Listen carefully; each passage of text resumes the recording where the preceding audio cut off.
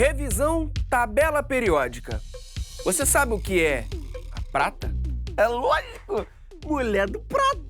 Bom, o sódio. O sódio eu não gosto muito dele, não. Eu prefiro a esposa. A sódia. Entendeu? Que eu vou estudar só dia 3 de novembro. Então, e o chumbo? Chumbo é, ó, tô aqui de boa, acabei de almoçar. Aí eu já aquela vontade de chumbar.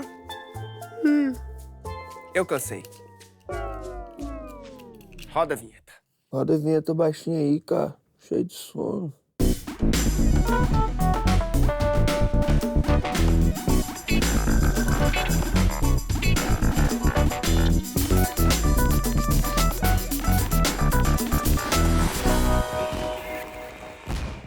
Hora do Enem no ar, falando de Química.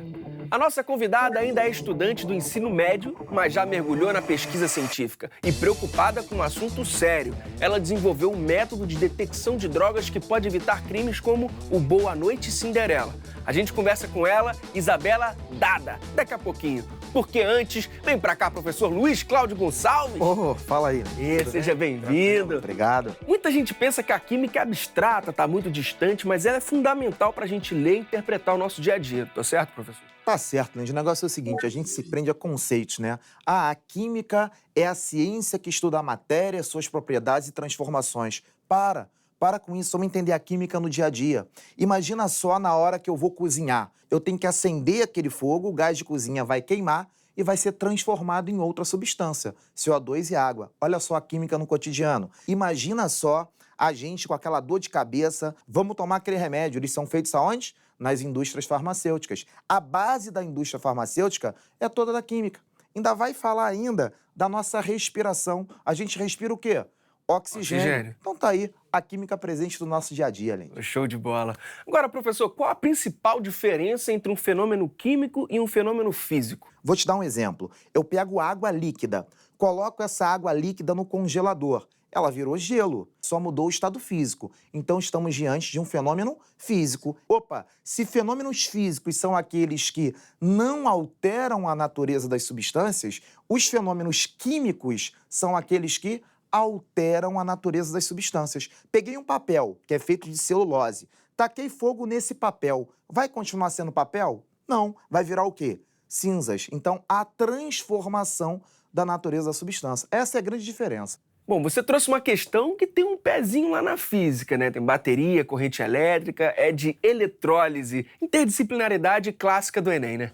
Perfeito, perfeito. O que a gente tem? A eletrólise está dentro do conteúdo de fisicoquímica, está dentro da eletroquímica, que vai dividir a eletroquímica em pilha e eletrólise. Então, bora dar uma revisada nesse assunto? Claro, com certeza. Pode ser? Vamos lá.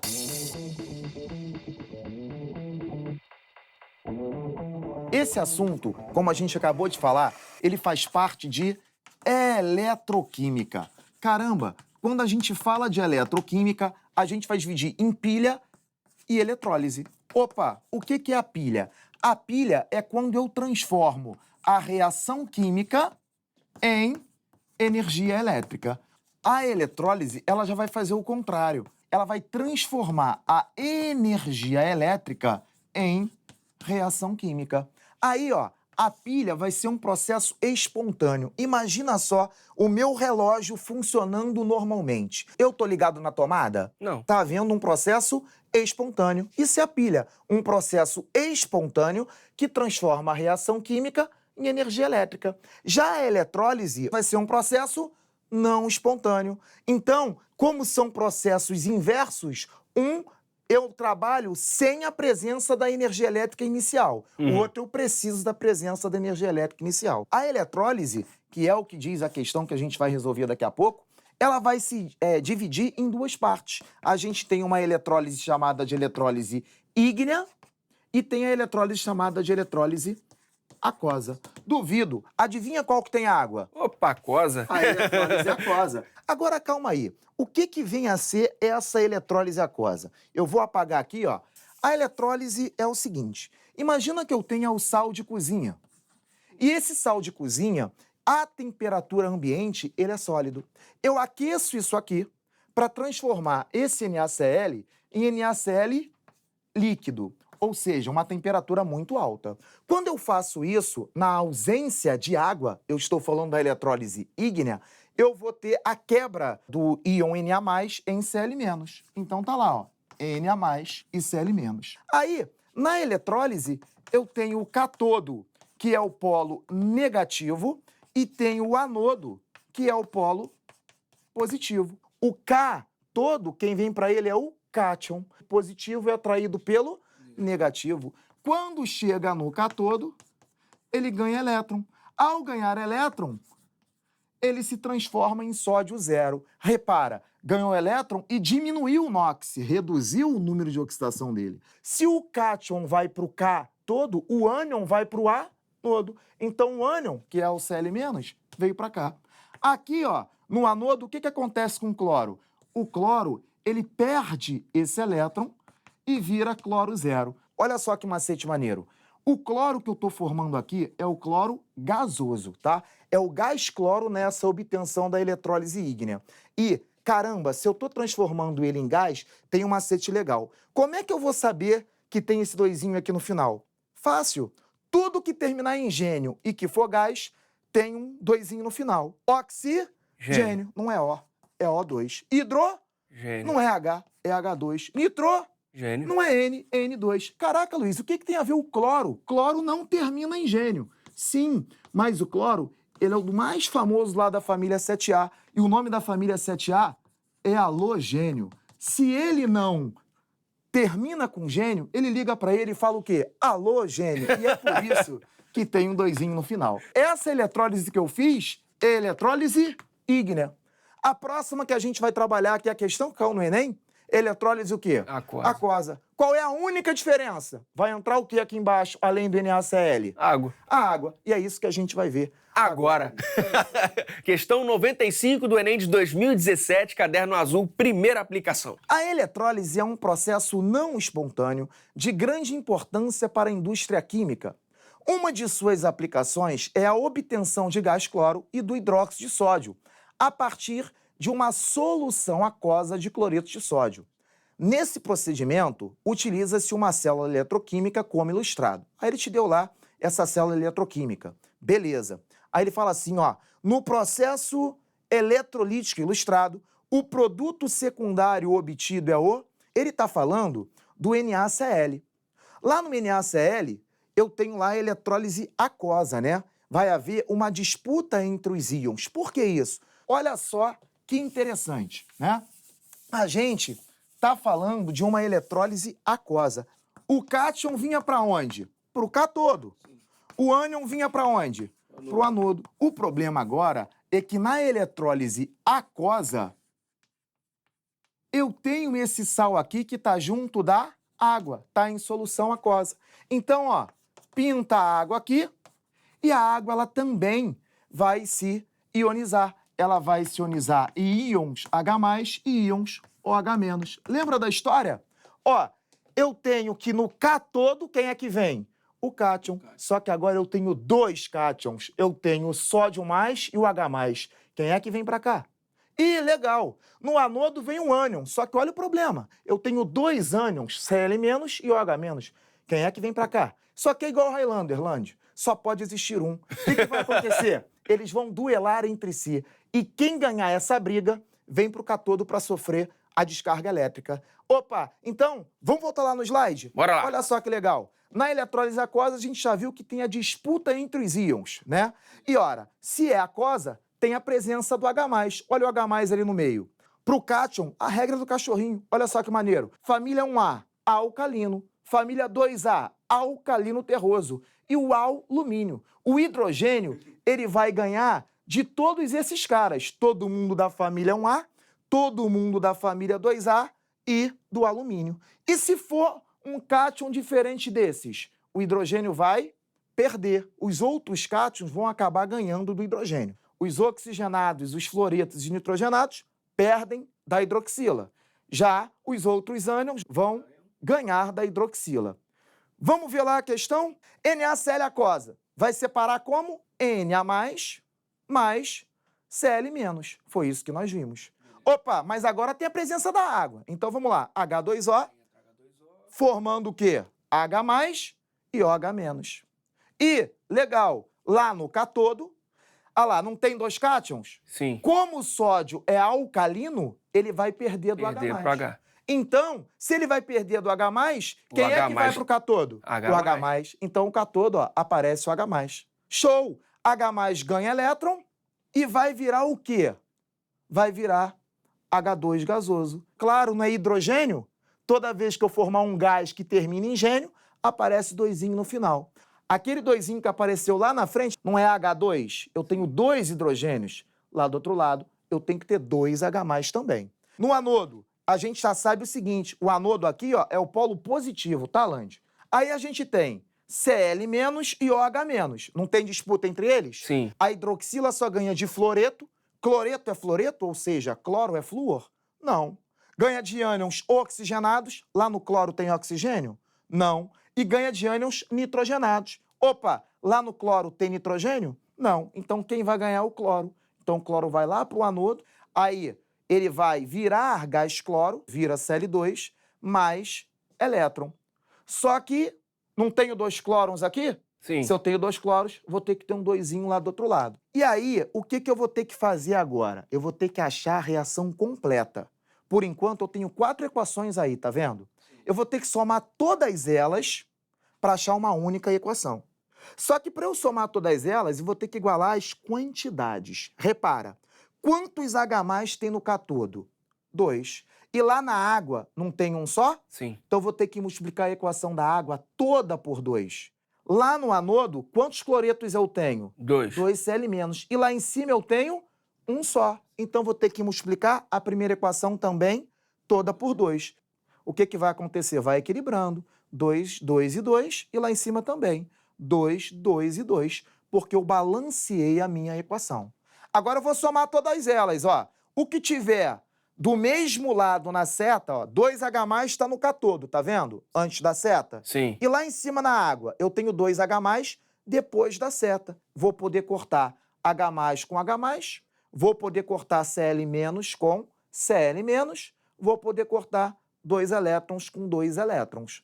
Depois que eu corto isso tudo, eu vou somar todas as etapas. O que sobra antes da seta? 2 NaCl mais 2 de água, setinha para o lado, produzindo o quê? 2 Na+, mais 2 OH-, formando Cl2 mais H2. Repara, tem 2 Na+, com 2 OH-, se eu juntar, eu produzo 2 de NaOH. Então vai lá, juntando 2 de NaOH. Na questão, ele pergunta o que eu produzo. Ora, eu produzi gás cloro e produzi NaOH. Gabarito letra D. Por que o gabarito é letra D? Olha o que ele fala. No processo eletrolítico ilustrado, o produto secundário obtido é. O primário ele me falou.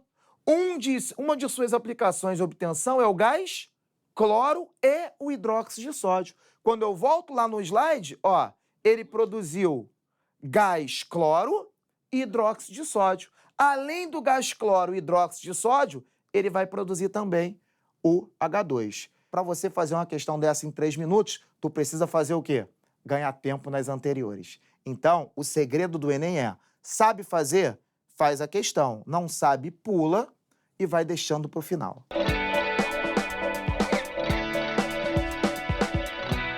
Como eu faço para estudar um pouco mais sobre esse assunto? Tem o meu site, que lá tem todo o conteúdo para eles em Word, é só baixar.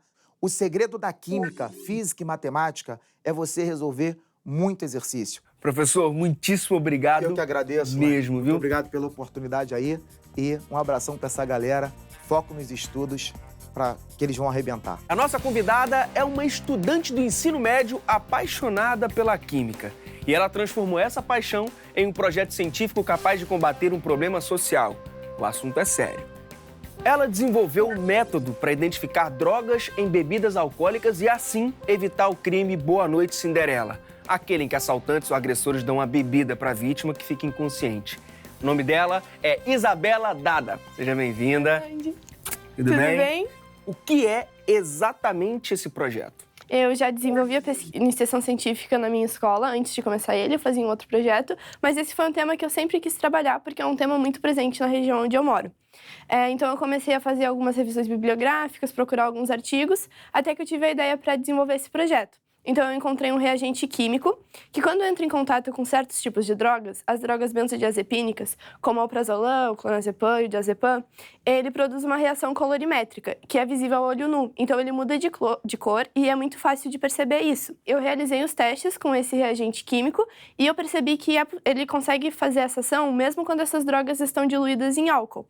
E dessa forma eu tive a ideia, então, de utilizar essa descoberta para que as pessoas pudessem realmente se proteger. E por isso eu desenvolvi um protótipo, que é uma pulseirinha, que pode ser utilizada em qualquer lugar para testar bebidas quando a vítima sentir que tem necessidade. Então, ela é uma pulseira que é dividida em duas partes, e uma das partes vai conter esse reagente químico e a outra não vai conter nada para servir de comparação. Aí você só precisa pingar um pouquinho dessa bebida na pulseira, e se uma das partes mudar de cor, significa que a bebida foi adulterada e não é segura. E quando eu comecei a pesquisar mais a fundo, eu percebi que não era um problema só brasileiro, mas mundial, que está presente em vários países com várias drogas diferentes, com vários intuitos diferentes. Então, eu já estava querendo trabalhar com esse tema, até que isso aconteceu com uma amiga minha. Então, a gente estava numa festa e ela passou mal, assim, e na hora a gente percebeu que ela tinha sido drogada. E aí, quando eu vi isso acontecendo, eu falei, não, eu preciso fazer alguma coisa. E aí eu resolvi realmente começar a trabalhar nesse projeto. Seu projeto envolve questões como violência e gênero. Unir sociologia e química sempre foi uma vontade sua? Química e sociologia sempre foram duas das matérias que eu mais gostei de estudar na escola. Então é muito legal poder juntar essas duas coisas em um projeto só, ao mesmo tempo que é meio triste, porque essa é uma parte da sociologia que acaba mexendo bastante comigo. Mas ao mesmo tempo é muito legal, porque é um problema que eu consigo ver que eu tô encontrando uma maneira de resolver. É muito importante a gente poder fazer essa interdisciplinaridade num projeto científico, porque quando a gente vai entrando para a faculdade, mestrado e doutorado, a gente vai se especializando cada vez mais. Então, no ensino médio é uma oportunidade muito legal que a gente tem de trabalhar com tudo que a gente quiser, qualquer ideia que a gente tiver, a gente só precisa achar um professor orientador parceiro e a gente consegue desenvolver até o protótipo mais louco que a gente achou que era impossível. É uma possibilidade bem legal.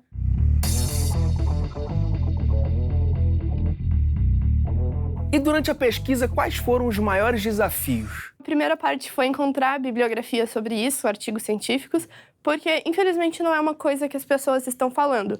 Então, a maioria das referências que eu encontrei, elas não eram acadêmicas, eram mais de baladas, fazendo propaganda, jornais, dando notícias, e foi assim que eu consegui começar a juntar informação para poder fazer esse projeto.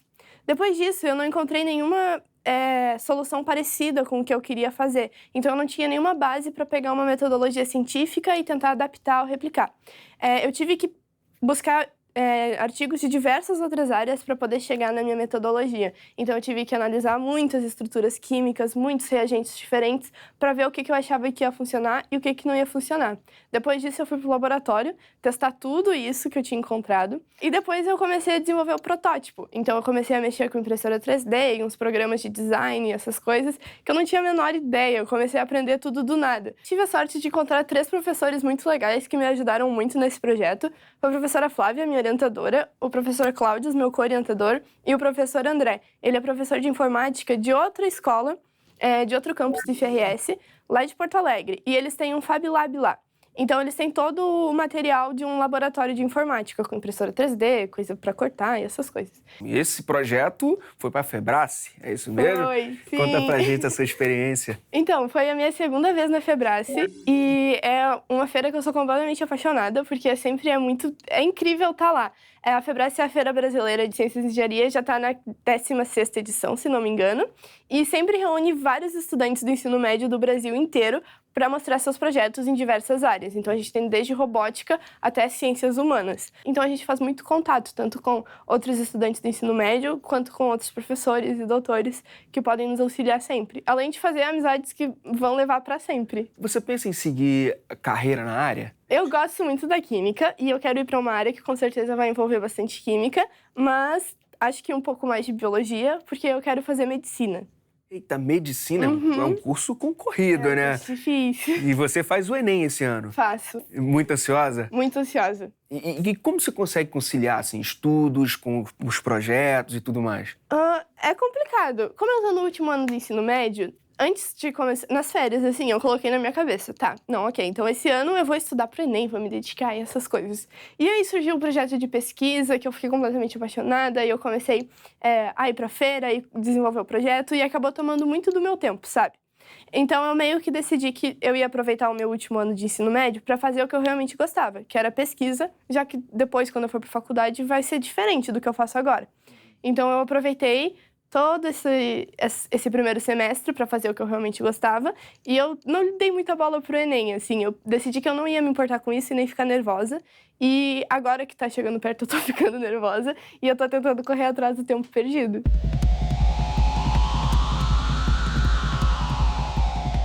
As pessoas não estranham em te ver como cientista tão jovem, porque a gente tem aquela imagem, né, de um senhor, né, cabelos brancos e tudo mais.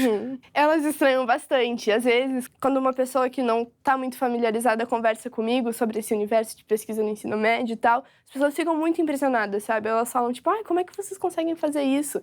Mas não é difícil, a gente tem que querer e a gente tem que ser incentivado, sabe? Porque no ensino médio, os alunos são muito criativos, a gente tem muita ideia para pôr em prática. Infelizmente, na maioria das escolas do Brasil, a gente não tem incentivo para fazer isso acontecer. Por isso que a gente tem essa ideia tão errada de um cientista, sabe? E aí, quando as pessoas veem um aluno de 17, 18 anos fazendo isso, elas ficam apavoradas, mas isso deveria ser uma coisa comum, que deveria ser incentivada. Porque a gente tá vendo os problemas, a gente tá muito antenado nos problemas, a gente sabe como resolver eles, e às vezes ninguém nos dá confiança para fazer o que a gente quer. Típico da adolescência, né? Exatamente, exatamente. E aí, então quando a gente encontra um ambiente para fazer isso, é muito legal, porque a gente consegue colocar projetos como esse e vários outros projetos incríveis em prática. Agora vem cá, o seu projeto também tem reconhecimento internacional, que eu tô sabendo. Sim! Conta pra gente! Então, nesse ano, com esse projeto, eu participei da Intel ISEF, que é uma feira internacional de ciências e engenharia patrocinada pela Intel e feito pela sociedade, pelo público e pela ciência dos Estados Unidos. Então, é uma feira enorme que conta com mais de 70 países, com várias áreas de conhecimento. E eu viajei para lá com tudo pago, para poder participar da feira e apresentar o meu projeto. E foi super legal, porque além de ser completamente diferente de uma feira brasileira, tem algumas oportunidades que a gente não tem aqui no Brasil. Por exemplo, aqui no Brasil a gente tem uma feira internacional que é a Mostratec, que é um pouquinho mais parecida com esse modelo, em que a gente pode conhecer pessoas de todo o mundo. Só que quando a gente vai para uma feira maior, assim, que já tem mais anos que acontece, tem gente realmente de todo mundo. Então eu voltei com amizades da Finlândia, do Kosovo, de uns países que eu nem sabia que existia. E eu vi projetos de vários lugares, pessoas resolvendo problemas de todo o canto do mundo, com ideias geniais. Eu tive a oportunidade de conhecer muitos professores e mestres que eu achei que eu nunca teria a oportunidade de conversar. Então eu conversei com a CEO da Fundação Intel, a Rosalind Hudnell, e ela super gostou do meu projeto e me incentivou a continuar fazendo pesquisa e etc, porque ela é uma super ativista pelas mulheres e os latinos na ciência. E eu também pude conversar com o Prêmio Nobel de Química de 2008, e ele assistiu meu projeto e viu tudo e me deu várias dicas para eu continuar fazendo outras reações e outras análises. Então, nossa, foi assim, de outro mundo, é uma coisa que eu não consigo acreditar até hoje. Eu tenho certeza que você pode dar uma dica para quem está se preparando e vai fazer o Enem esse ano, assim como você. Eu acho que a principal dica é tentar ficar tranquilo. Os meus pais, eles sempre me apoiaram muito em todas as decisões que eu tomei na minha vida acadêmica. E eles sempre me disseram que eu tenho a vida toda para passar na universidade, sabe? Então, com certeza, eu tenho que me dedicar e eu tenho que estudar e eu tenho que dar o meu melhor para atingir o meu objetivo. Mas se não der certo nessa vez, ou se eu ficar muito nervosa, tipo, relaxa, paciência, tem muito tempo ainda, tu pode estudar tudo que tu quiser durante a tua vida. Fica tranquilo. Cada um tem seu tempo. Exatamente. E para quem quer saber mais sobre o assunto, sobre tudo isso que a gente conversou, seus projetos, tem algum lugar que ele pode buscar? Tem os anais da Febrace e da Mostratec, em que o resumo do meu trabalho está disponível. E também tem alguns vídeos no YouTube, então tem alguns vídeos produzidos pelo IFRS, em que eu conto um pouquinho melhor é só buscar. Olha, prazer imenso ter você aqui, de verdade, sucesso, muita prosperidade aí e volte para contar sobre o próximo projeto. Com certeza. Tá bom? Com Obrigado certeza. mesmo, viu? Obrigada, Landy. Tchau, tchau. Tchau. E é isso, galera. Não tem hora nem idade para tirar do papel aquele projeto em que você acredita. Então, que tal começar hoje? O nosso canal tem muitas conversas incríveis como essa para te inspirar. youtube.com/TV Escola. Acessa lá e até a próxima.